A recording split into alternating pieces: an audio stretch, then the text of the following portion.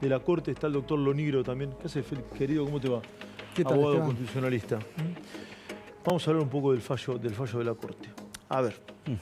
Ahora Félix nos va a contar, vos me completarás tu información. Ya está Eduardo Feynman, recién hablamos fuera del aire con Eduardo, que siempre tiene buenísima información. Yo le voy a contar algunas cosas que me cuentan del gobierno, vinculado con el fallo. Yo pregunté, ¿cómo cae el fallo? Creemos que fue un golazo proponer 2 personas para la Corte. Vuelvo. ¿Cómo cayó el fallo? Creemos que fue un golazo proponer a 2 personas para la Corte. Los pliegos al Senado ingresaron ayer, ¿no? Ingresaron formalmente ayer. García Mancilla y el hijo. Hoy sale el fallo. Sí. Es decir, el gobierno lee que hay cierta concordancia, coincidencia entre el fallo y los pliegos del hijo de García Mancilla. Esto es un dato, no es mi opinión, ¿eh? Esto es un dato.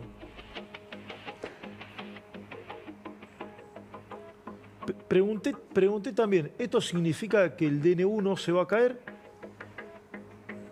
Hoy está más firme que nunca, me dicen también en el gobierno. Bueno, el fallo 4-0. Todos los integrantes del máximo tribunal de justicia votaron para rechazar los planteos de un abogado Rizzo y del gobierno de La Rioja, encabezado por el gobernador de La Rioja, Ricardo Quintela. Sí. Bueno. Bien. ¿Qué es lo que le dice la Corte, doctor Lonigro, a estos 2 planteos? Esteban, desde el punto de vista técnico, procesal, Sí. la Corte no ha rechazado, no se ha pronunciado sobre la validez constitucional de este decreto. O sea, la Corte no dijo, el DNU es constitucional, el DNU es inconstitucional, técnicamente. Ni lo abrió, digamos, ni lo abrió el decreto, ni se lo puso a leer. No lo leyó, digamos. No lo leyó a los efectos de resolver Sí. esto. Lo que sí hizo la Corte es preguntarle a los 2 que iniciaron el juicio. Rizzo, expresidente del Colegio de Abogados, ahora fue por una asociación, una ONG, una asociación civil. Sí. A mí yo no lo conozco a Rizzo, lo conozco, a mí la ONG no me representa a mí, todo bien con Rizzo, es un hombre muy cercano a Juan Manuel Olmos, ¿correcto? Sí. Nacho Ortelli, sí. Tiene buen diálogo, sí. No sé si responde. No sé si responde a... No un juicio de valor sobre Rizzo, por Dios. Tiene una asociación de abogados. Es una asociación civil para los derechos civiles. Bien. Ahora Rizzo, en la elección del Colegio de Abogados... Perdió con Gil Avedra, ¿no? Claro, digamos, una de las candidatas que estaba allí, Patricia Trota, iba por el lado de Jorge Rizzo. Bueno, pero lo que hizo la Corte, en definitiva, es decirles a los 2, a Quintela y a Rizzo, ¿y ustedes cuál es el daño que tienen ustedes? O sea, ¿quiénes son ustedes para venir a reclamar esto? En la Argentina, Esteban, cuando uno hace un planteo de inconstitucionalidad, al juez le tiene que demostrar que la norma cuya inconstitucionalidad plantea lo afecta. Por ejemplo, supongamos que el presidente Milei mete un decreto en el que establece un impuesto para los pelados. Sí. Y yo, que soy constitucionalista, digo, esto es un delirio. Sí. Primero, por decreto no se puede poner un impuesto. Claro. Entonces voy y hago un planteo. Y el juez me va a decir, mire, yo veo que usted tiene pelo, salvo que sea una peluca. Claro. O sea, ¿usted cuál es el daño que le produce? No, ninguno, pero... Claro, porque vos no tenés que pagar el impuesto a los pelados. Exacto. No tenés legitimación activa para reclamar. Efectivamente. Y no puede invocar daño. Claro. Entonces, lo que le dice, justamente ahí en el graph decía recién, que la Corte dijo que tiene que haber un caso, Sí. un caso, una cuestión, un proceso, tiene que haber... Y yo tengo que poder demostrar en ese proceso un daño. Y la Corte lo que dijo es, miren, nosotros, nuestra función en la Corte no es declarar inconstitucionalidades en forma abstracta. Nosotros lo hacemos en la medida que alguien venga y nos diga, esto es inconstitucional y yo le demuestro por qué esto a mí me afecta. Acá a Quintela le dijo, pero ¿usted qué viene? ¿En representación de quién? Sí. ¿De los riojanos? Y los riojanos no necesitan que usted los represente. O sea, usted los representa en la conducción de la provincia, pero no en el ejercicio de sus derechos individuales. Que cada riojano venga solo. ¿Sabés lo que me decía? Ya Nacho nos va a contar qué lecturas también se hacen dentro del gobierno. Un profesor de Derecho Procesal, ilustrado, lo conté hace un ratito nada más, que ante planteo de esta naturaleza, la Corte dice, bueno, mire, no venga a molestar por esto, ¿no? Claro. No lo dice de esta manera, dice, no venga a molestar, acá no tiene nada que hacer acá. Claro. Bueno, vaya a otro lado, acá no tiene nada que hacer. ¿Un poco le dice eso o no? ¿Es eso? A Quintela no moleste. Quintela, Sí. usted no. Yo no moleste. Yo leí la demanda de Quintela Quintela, en diciembre la presentó Quintela. En su momento intervino el procurador, Quintela fue a la Corte directamente, porque cuando una provincia es parte de un expediente va directo a la Corte. Interviene el procurador le dijo, sí, está bien, hay competencia originaria. Y la Corte en su momento, guardándose siempre algunas en la manga, dijo, lo vamos a resolver, vamos a intervenir, lo vamos a resolver cuando termine la feria. Bueno, ahora la Corte hace un poco de política, por eso vos me preguntabas y yo te contesto, procesalmente, técnicamente, no hubo un rechazo, no hubo un pronunciamiento sobre la validez constitucional, pero políticamente... Claro, es un gol para el gobierno, en términos futbolísticos. Es un espaldarazo. Políticamente, claro, políticamente le está tirando un guiño. Y la Corte hace estas cosas. Sí. Si la Corte hubiera querido pronunciarse ahora, la Corte hubiera encontrado los argumentos para darle legitimidad. Pero la Corte dijo, ojo, el argumento está bien, ¿eh? La verdad, no había ahí daño alguno, ni por parte de la Asociación Civil de Rizo, ni por parte de Quintela.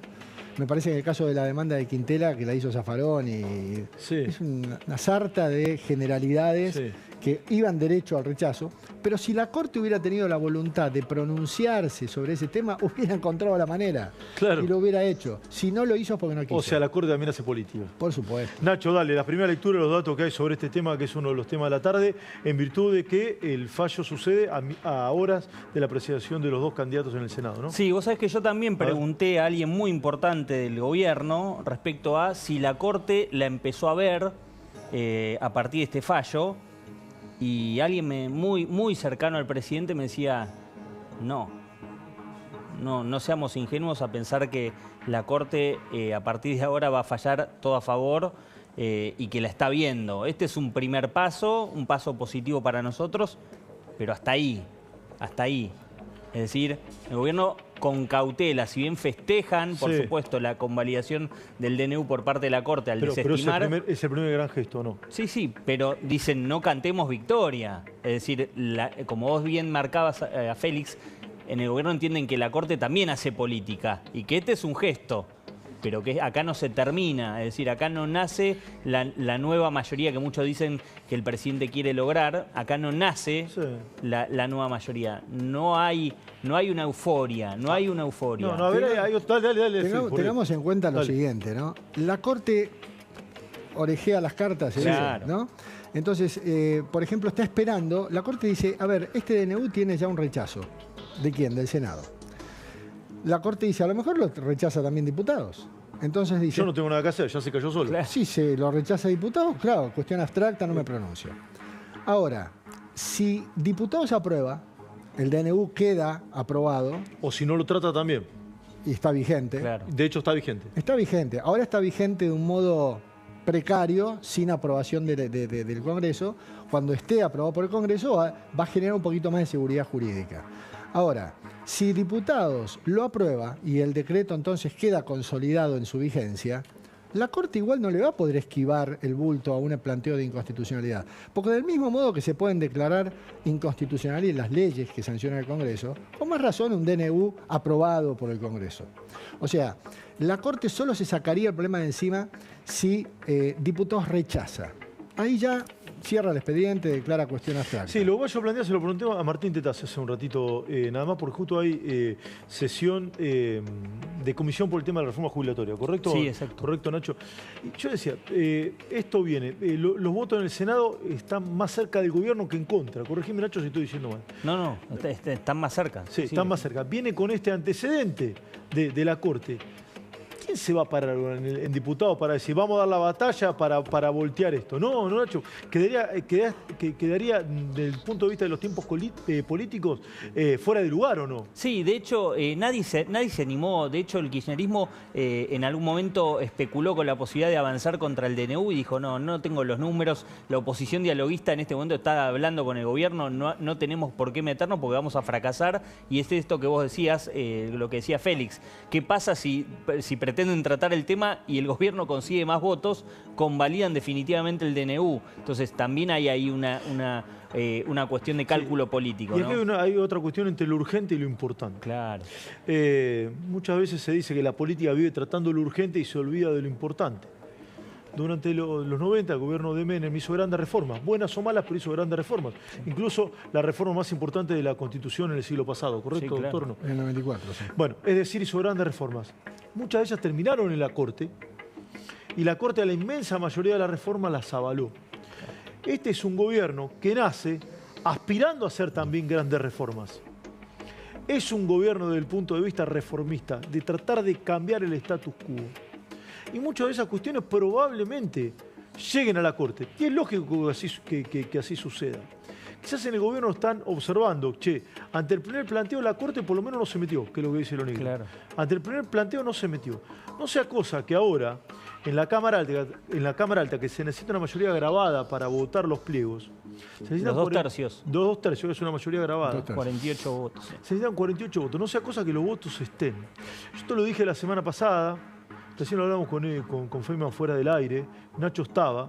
Yo soy de los que creo que los 2 pliegos van a ser votados antes de fin de año y que los votos van a estar. Esto lo dije la semana pasada, no estoy haciendo futurología, sino es el dato que tengo ahora, la política muy dinámica y esto puede cambiar. Y en el gobierno leen también que este fallo va en esa dirección. Insisto, la Argentina es muy volátil, lo que es ahora puede modificarse en un ratito nada más. Pero el gobierno va básicamente a esa dirección y silenció, a que se aprueben los 2 pliegos en el Senado, ¿no, Nacho? Sí, está decidido y es los 2 o ninguno. Esto lo dejó en claro el presidente a sus colaboradores que se lo transmitieron. ¿Cómo es eso? A ver, Y bueno, ¿cómo? que hay un sector del Senado que paradójicamente a quien es más cuestionado en este momento, que es Ariel Lijo, lo quiere votar, el Senado quiere votar a Ariel Lijo, pero un sector quiere impugnar a García Mansilla, el cortesano elegido por Javier Milei, el puro que quiere Javier Milei. Sí, es un liberal, de hecho. Exactamente, de Católico. perfil liberal, católico, antiabortista. Sí, o pro vida. Exactamente, pro vida. Y fue uno de los mensajes que mandó el presidente.